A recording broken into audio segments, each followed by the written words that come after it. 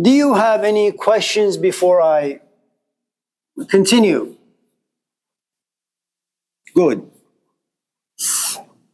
Anyone? Yes, Kyle. It's come up a couple times today about having to change like bad habits and behaviors. Right. I wanted to go with like a basic topic.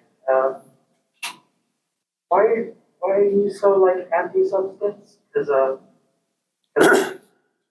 have no interest in like continuing to do this in 7 years. But doing ecstasy was a great way to get me out of my shell and learn how to talk to people. And I definitely feel like I grew from it.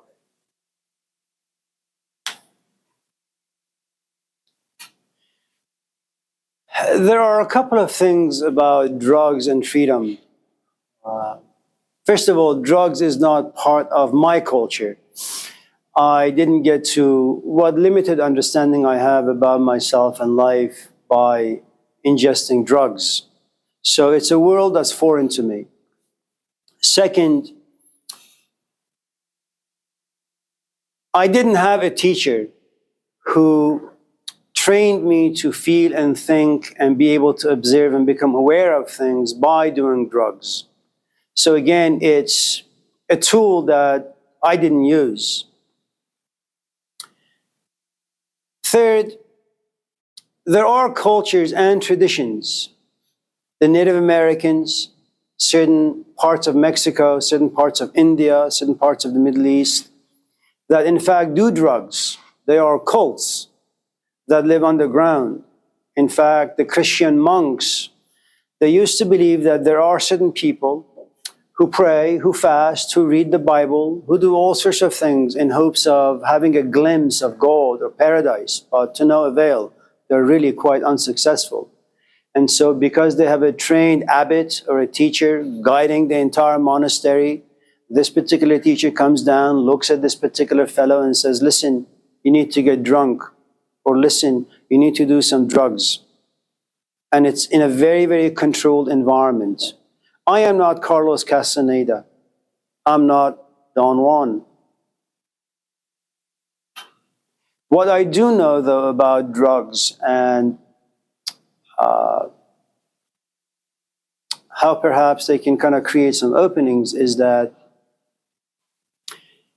if you're working with someone who is profoundly knowledgeable about this particular path, then you should kind of put yourself at their disposal. Let them guide you. There is also this other aspect of drugs. There was this great guy named Aldous Huxley, for those of you who may not know. He was a great thinker. He was kind of a magician. He read voraciously. And all of us in this class read and listen to lectures and ask questions because we want to understand things. Not just understand intellectually, we want to understand experientially. You want to feel what it means to be a Christian, like Kierkegaard. It's not enough to read the Bible. You want to have the spiritual juices that lived inside Jesus Christ. But he read and he thought and he wrote, but no, he just could think and feel. But he really wanted to experience something he couldn't. And then he did LSD. And all these mysterious worlds opened unto him. And then after he had some visions and experiences, out-of-body experiences, he went around America and Europe and he inspired people. He said, why do meditation? Why read? Why have conversations? Just do drugs. And drugs will liberate you. If you have trauma inside you, just do ecstasy. Just do LSD. You'll have an out-of-body experience. You'll get to see yourself, your experiences from above. And then you'll be free. Time passed, of course. And then he had some difficulties in his life. And he went back to those moments where he was emancipated from life's difficulties, emotional difficulties, only to realize, yes, you could be free. But freedom without proper understanding will eventually keep you in bondage. And so he changed his views about drugs. He said, it's much better, far better, because life is complicated, that abstain from doing drugs. Read, think, write, reflect, observe, be aware. Those that are the drugs that you should take. Understand things really, really, really well. And I say this for the following reason. For those of us in this class who have some negative emotions or i.e. trauma inside us, I think the Buddhists say the same thing in a different way as Freud did, that human beings are like this wasteland. And I'm not talking about T.S. Eliot. And a wasteland means the following. There is a part to us that is like a desert. It's a dumpster ground. Your girlfriend left you? Well, take the experience, put it in that place. And make sure the doors are locked and there are no windows. You have an experience that your mom hit you and she told you that you're unloved, she doesn't care for you. You take that experience, you put it there. Once in a while, without your knowledge, someone opens the door and all the filth slowly comes out. And then it touches you. You hear it, you see it, you smell it. And then you imagine that just because you didn't see them, they didn't exist. But the problem with wasteland is there comes a point where all the smell will slowly leak out and they will contaminate you.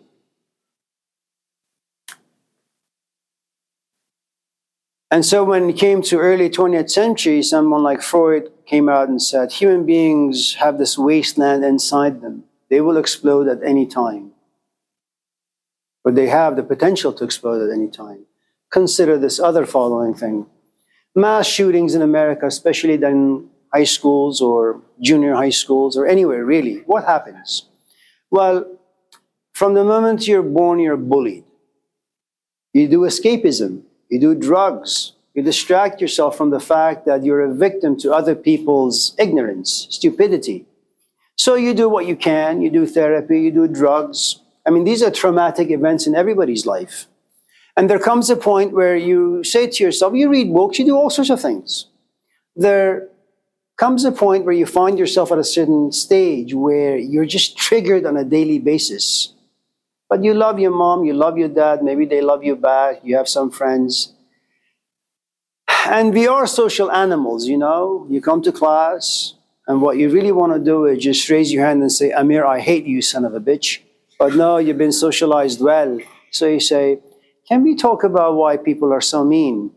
What you really want to say, Amir, why are you so mean? But you're much more cunning, you're political, you fear what may happen, you fear your grade, you fear your future, and so you, very like a con artist, you kind of cloak the way you think about me, the way you feel about me, in a language that's neutral, that's philosophical, that seems to be reflective. And there comes a point where your garbage bin, your wasteland, is just full. So what do? It only takes one tiny straw on this camel, on this person who's been carrying all the stuff on the shoulder day after day after day. They just go somewhere, grab a weapon, go out there and start doing business. Can they do drugs to escape? Absolutely. Can they do therapy to escape? Absolutely. Can they take philosophy classes to escape? Yes. We are creatures of absurdity. We do all sorts of things to distract ourselves from the reality of who and what we are. And this is especially true of people in the 21st century. We are messed up in ways that humanity has never seen or experienced before. You know, the curriculum currently in education, the SLOs, ILOs, PLOs, they're ridiculous. These were things that were invented some 50, 60, 70 years ago. You know, we have tractors now. There is no reason for you to go buy donkeys and plow your land. Buy a tractor. I mean, you can still be creative, go to an Amish community and buy horses and donkeys and camels. You know, but the truth is the sort of things that used to be valuable for us, people like Plato, people like Freud, people like Hegel, they're no longer applicable. You know, Freud, one of the reasons why his ideas are really, for the most part, mocked by professional psychologists, academic psychologists, is because he worked with mentally ill patients. He was in mental institutes all the time. That is where his research was done. Today you walk the streets of America, everybody's mentally ill in some shape or form. You don't really need to go to an institute anymore. Which means that education needs to be changed.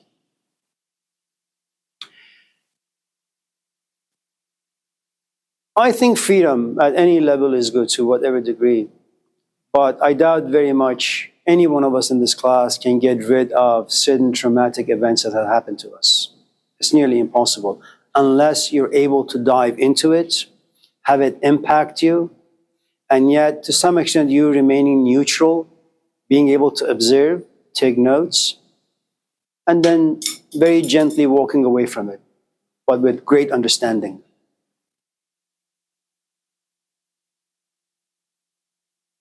If you're there, this class is irrelevant to you. And I apologize that this class is a waste of your time. I shouldn't say this class, me, because you want to be nourished in a different way. And unfortunately, I can't provide you with those things. So you just have to kind of suffer through the next 8 weeks until you get a grade. And then you can go to bigger, better schools and get different instructors who can actually talk to you about Hegel and Immanuel Kant and Soren Kierkegaard.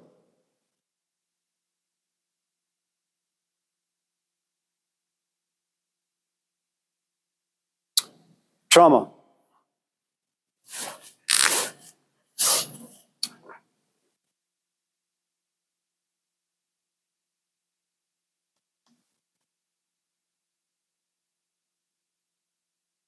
This is you. This is the world. Eyes, ears, nose, touch, and taste. The moment the world enters into you, in whatever shape or form, experience is created. Experience gives birth to feelings. Feelings are either positive or negative. Some experiences fall in the middle.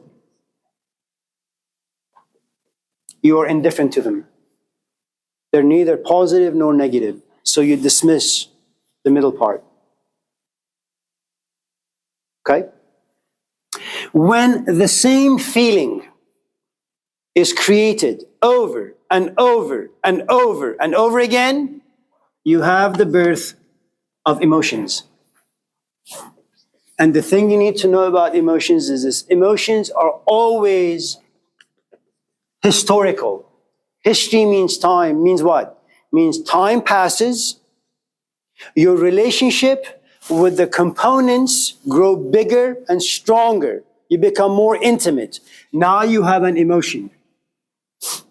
Let's say you came to this class and you looked at me and you said, "Oh, I like him." I opened my mouth, say a few things. Yeah, I don't think I like him. It's a feeling. Then you say, should I drop the class or stick with it? You say, well, I need the grade. Okay. Now remember, this does not stay for too long. Its shelf life, maybe 2 hours, maybe a day. But because you fear not graduating on time, you stay in the class. And you see me every Tuesday and Thursday for about 2-3 hours. What happens to the negative feelings? It gets repeated. Tuesday and Thursday. Right?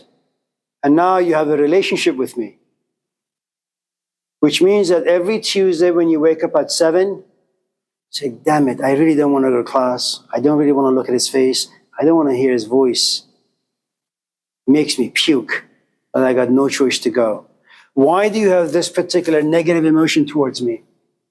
Because every Tuesday and Thursday, the negative feeling has been nourished. Now you are in a historical relationship with Amir Sabzevari, all negative. But remember, this emotion is only specific to me. It's you and me. It's not like you hate all the instructors. You just hate Amir Sabzevari. Now, there is also another thing you need to understand about feelings and emotions. Feelings and emotions mean the following. You are sitting in your car, you're listening to a song, and it talks about justice. It talks about truth. It talks about pleasure. Let's say Beyonce or something. Okay? And all of a sudden you say, oh, Amir Sabz have already spoken in class about Beyonce. Or Eminem. Or Miley Cyrus. By merely listening to the radio and having the radio, the song, pushing a button inside you, a certain mood is created. You can't have moods if there are no feelings about things, if there are no emotions about things. Moods are the byproduct of feelings and emotions. So just in case, now sometimes it is true that you wake up, like after, very much like what happens to me. Every day when I go home and I take a nap for an hour, I wake up and I'm just in a pissy mood. Sometimes your body chemistry, the way it's wired, the way it's designed, it doesn't really have to do with feelings created by the world or emotions created by the world to create moods. Okay? So if you have a good amount of trigger points inside you, what will happen is you're walking, things are really, really good. All of a sudden you see a child holding the father's hand and you say, my father was never around. All of a sudden a mood is created. And this mood, when you keep reflecting, thinking about it, it leads to feeling. All of a sudden the good mood goes bad, you're in a sad mood. Now, you go back in time, why am I so sad? My father wasn't there. Now you're pissed. And this pissy mood is going to stay with you for about 5, 6, 10 hours, maybe a couple of days. Okay? Now,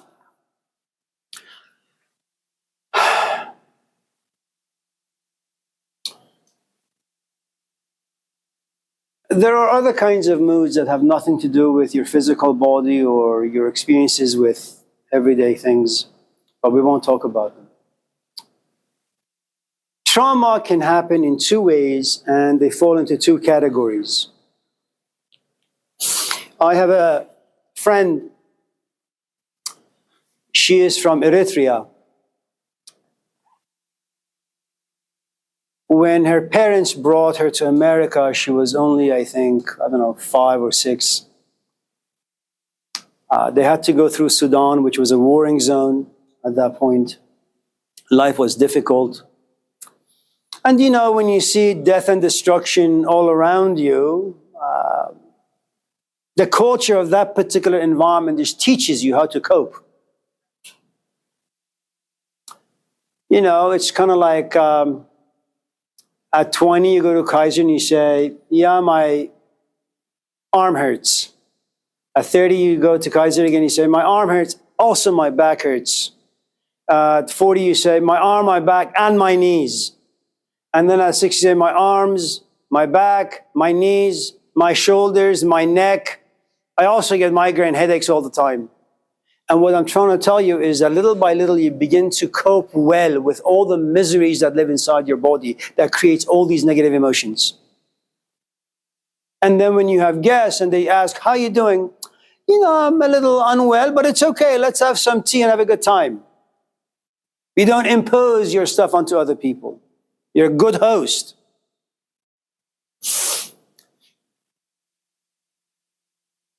At the age of 11, she goes to school in a different state. Remember, she is African. And then when she goes to the school, teachers ask her, so, where are you from? I'm from Eritrea. How'd you get here? Oh, you know, my parents at the age of 5 dragged me out of the house because the military was coming for us. They took us through this place and that place. We saw death and destruction. We had no idea if we were going to survive. We had no food. We had no water. And you know what this teacher tells her? Oh, your parents abused you. For the first time in her life, she heard the word abuse. For the first time in her life, she was sold a narrative. Your parents didn't love you. If they loved you, they would have protected you.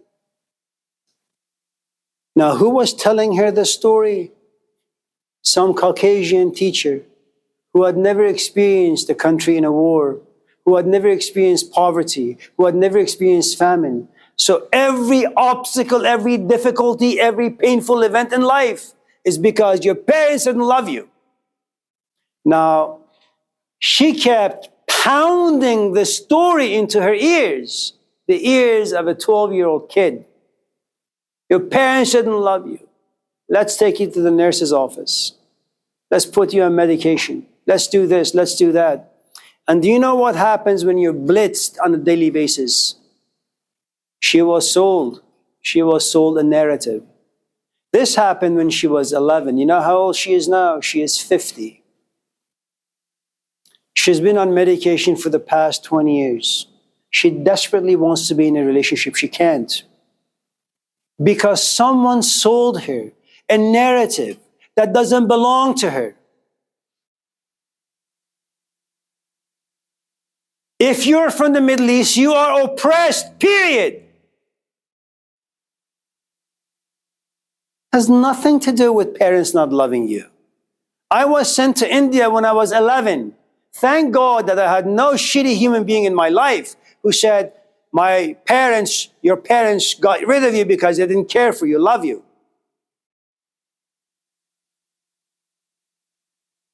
Had that narrative been sold to me, and had I been gullible enough, and most kids are gullible enough at that age to buy stories like that, I'd probably be on medication right now. So sometimes trauma comes to you because other people sell it to you. There are, on the other hand, another kind of a trauma. And I think the book is called 28, or it may be called 33, I'm not quite sure. It happened in 1980s in New York, Queens. There was this girl, her name was, I forget her name, forgive me, maybe Katie Genevis or something. She was a waitress at a restaurant. She was walking home. It was about midnight. And it's the route she had taken every single day from her work to her apartment. On that one night, she hears something. She intuits something. She looks behind her. She doesn't see anyone, but fear overcomes her a little bit. So she walks a little faster. And then she stops because again, she hears something. Now remember, all human beings have negative emotions. All human beings have negative moods. All human beings have negative feelings. But it takes a very, very, very specific set of events or an event to bypass mood, feeling, emotion, and take you directly to fear and trembling.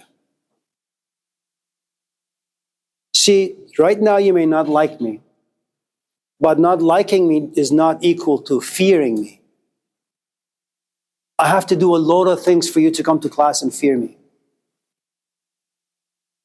If on the first day I had looked at you, said things to you in a profoundly mean-spirited way, and it was intense, that would be beyond mood, feeling, or emotions. That would be, to some extent, a trauma. So as this woman is walking, a man runs towards her, pushes her to the ground, stabs her, rapes her, and she screams, "Help!" Some lights go on, and later on when these people were interviewed, they say, "Oh, we thought that they were lovers, they were just having a discussion or a fight. We didn't want to intervene."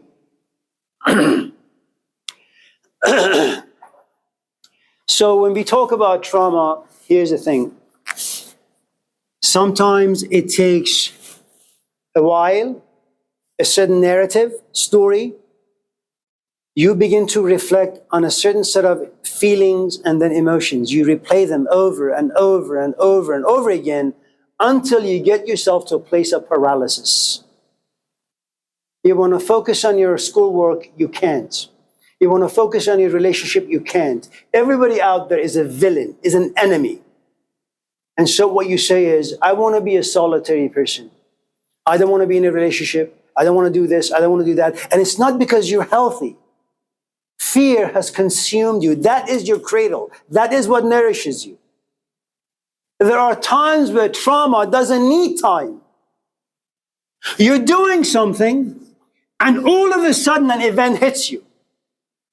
Every time an event hits you, the intellect comes down and says, why am I feeling this way? I want to overcome it.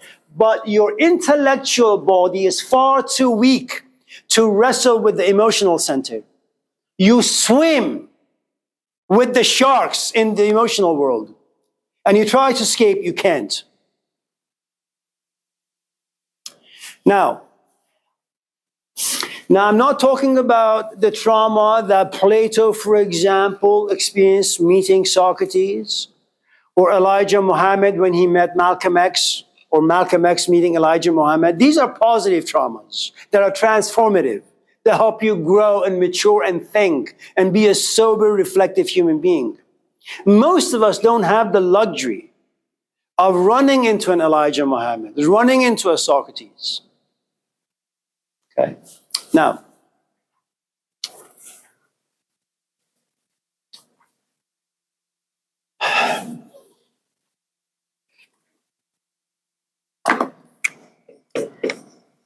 since the trauma now lives inside me,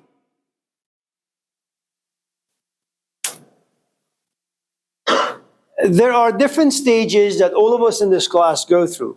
First, trauma initially turns into a victim. And you have to be a victim for a long, long time before you grow to a place where you hate feeling like a victim. You look at your life and you say, I am being held back because of this. I want a way out. It takes time for you to even be able to say, I want to overcome the state. Okay. Now, the thing you need to understand about trauma is that because it contains certain events, i.e., history, whenever anything has a history, you have no choice but to have specific habits live inside you. You may not enjoy this, but you keep replaying the story. You may not enjoy this, but you keep talking about it to your friends. And every time you have a habit, the story comes back to life. You know, it's like you have a weed that's growing in the backyard. It's tiny. And you say, I want to pull it out. But you happen to be one of those environmentalists. Say, no, the weed is alive. You know, God gave it birth. Who am I to destroy it? 5 years later, you look at the same weed. It's this gigantic tree. And it's bending over, about to fall on your house. And then you say, God damn it, I knew I should have pulled it out when it was a tiny thing. Almost all experiences are like weeds, tiny little stems. But because of habit, because of wrong pleasures, because of wrong thinking, they become gigantic oak trees. Very, very difficult to get rid of. Now,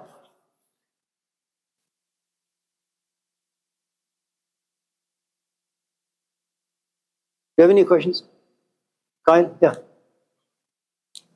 In relation to what you said earlier about you were talking about that one teacher who was giving that 11-year-old thing about Sure, the stories, yeah.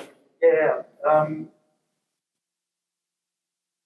Was that any different from like people around the world who also have ideas on how the mind works? 'Cause, like, I can name a few things in East Asia that are just same ways of thinking.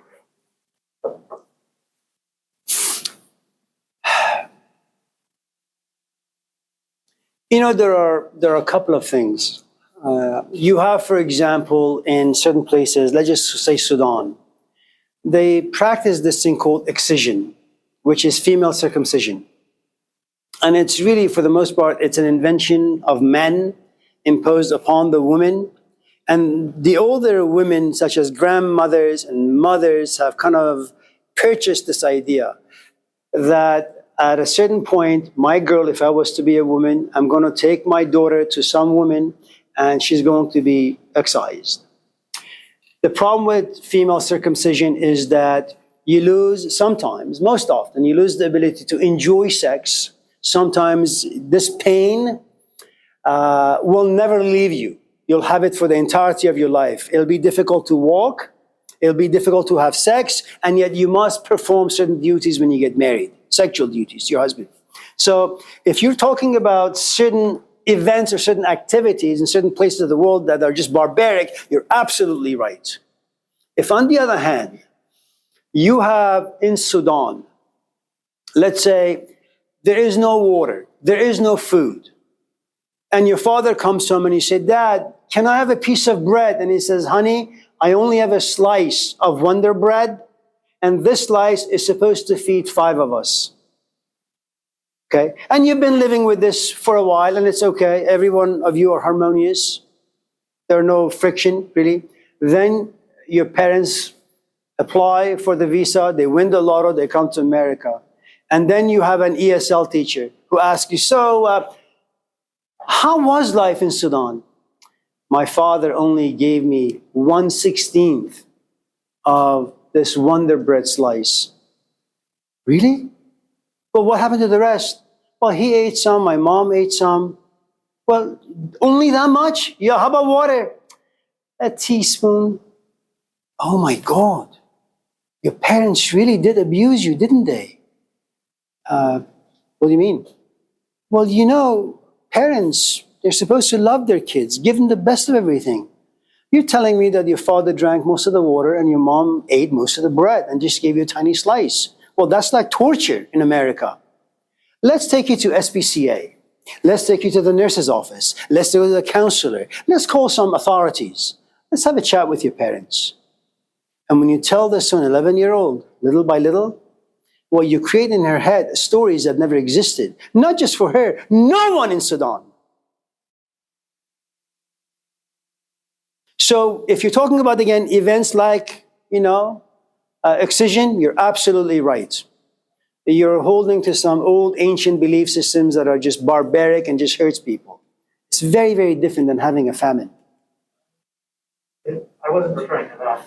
I was referring to things like in East Asia, there's this religion called Happy Science, and it's more or less an analog to Scientology, rather modern occurrence. And they have very unhinged ideas on how the human mind works.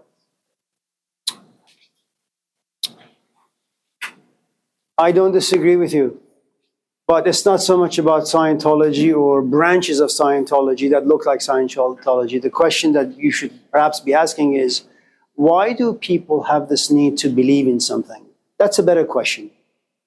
Because then I don't want to get stuck in Scientology. Scientology basically is a system like any other religion that helps people to, or maybe forces people to think a certain way.